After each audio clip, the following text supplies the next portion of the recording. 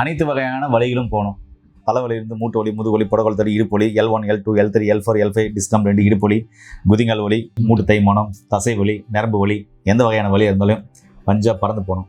இதுக்கு நிறைய ஆயில்கள் நான் பார்த்துட்டேன். நானும் நிறைய வீடியோக்களில் போட்டிருக்கேன். சரி, உங்ககிட்ட கேட்கும்போது என்ன, நீங்கள் குளிர்ச்சியாக இருக்கிற இடத்துல சூடாகிற இடத்துல குளிர்ச்சி தேயின்னு சொன்னீங்க, ஒரு இங்க் வச்சிங்க. எனக்கு அது ஒன்றும் புரியல. சொல்லுங்கள் மக்களுக்கு, அது என்ன மாதிரியான இது ஆயில்? அதாவது வாத நோய்களுக்கும் மூட்டு வலிகளுக்கும் நாம் உள்ள மருந்து கொடுக்குறோம். ஆனாலும் வெளி பிரயோகத்துல ஒன்ன தடவும் போதுதான் அது வலி நிறுத்தி சீக்கிரமா குணமாகும். பொதுவாகவே சுண்ணாம்பு சத்து குறைபாடு, கால்சியம் டெஃபிஷியன்சியில் தான் நிறைய மூட்டு நோய்கள் வருது, இடுப்பு வலி வருது, கழுத்து வலி வந்தாலும் அதுதான். பேசிக்கா நம்ம கால்சியம் கொடுத்துட்றோம்.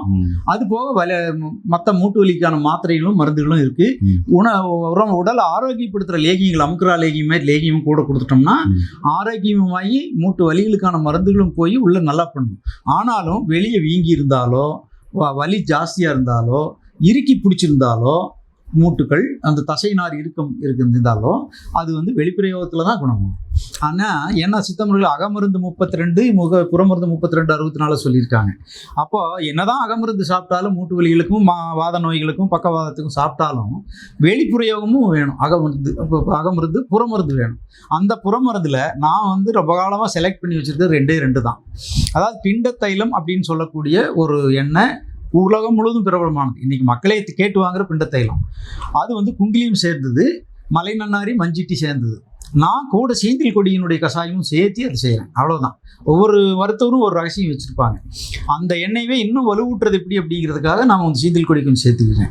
அதனால் இந்த குக்கில் தைலம் அப்படிங்கிறது மூட்டு வீக்கம், மூட்டு வலி, குதிகால் வலி இத்தனைக்கும் நல்லா குலுக்கிட்டு தடவணும். இது அடியில் நிற்கும் குங்கிலியம், குலுக்கிட்டு தடவுனா அந்த வலிகள் நின்றும், நல்லாயிடும். மேக்சிமம் மூட்டு வலிக்காரருக்கு நம்ம இதுதான் கொடுக்குறீங்க. இது எப்ப கொடுப்போம் அப்படின்னா, மூட்டு வலிக்குது அதில் சொல்றவங்களுக்கு தொட்டு பார்த்தா சூடா இருக்கும். ஆமா, அப்படி சூடா அந்த தொட்டு பார்க்கும் போது இருந்தா இந்த குக்கில் தைலம், பிண்ட தைலம்ங்கிற குக்கில் தைலம் தான் கொடுக்கணும்.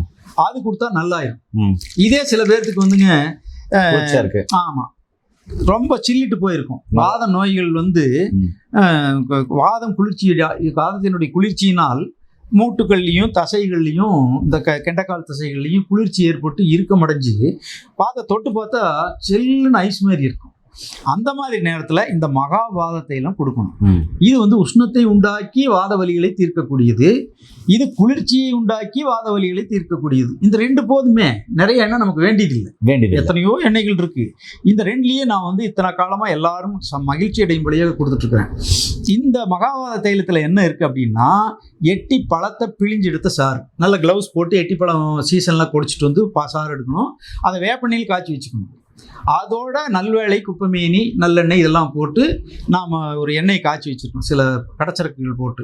அது உஷ்ணமாக இருக்கும், நல்ல சூடாக. வேப்பெண்ணெய் சேர்ந்ததுனாலையும் எட்டி பழம் சேர்ந்ததுனாலையும் அந்த எண்ணெய் தான் இந்த குளிர்ச்சியாக இருக்கக்கூடிய வாதம். பக்கவாதம் நீங்கள் தொட்டு பாருங்க, குளிர்ச்சியாக தான் இருக்கும் பக்கவாதம் உங்களுக்கு. அப்போது அங்கே ஒரு ரத்த ஓட்டமோ செய்தி ஓட்டமோ எதுவும் இருக்காது, மூளையிலிருந்து எதுவும் வராது.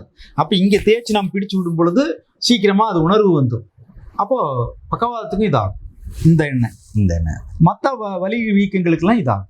இது பக்கவாதத்துக்கும் ஆகும், முகவாதத்துக்கும் முகத்தில் பூசலாம். ஆனால் கொஞ்சம் வேப்பெண்ணெய் வாசம் வரும், மனம் இருக்காது. ஏன்னே எல்லா வகையான வலிக்கும் அற்புதமான மருந்து 2 மருந்து எடுத்துகிட்டு வாங்க, சரியாக போகும். தேவைப்படுறவங்க உள்ளுக்குள்ளே மருந்தை எடுத்துக்கலாம். அது படித்து பட்டதாரி மருந்து மூலம் வாங்கிக்கலாம். மீண்டும் இன்னொரு அருமையான பதிவு சந்திக்கலாம். நன்றி, வணக்கம்.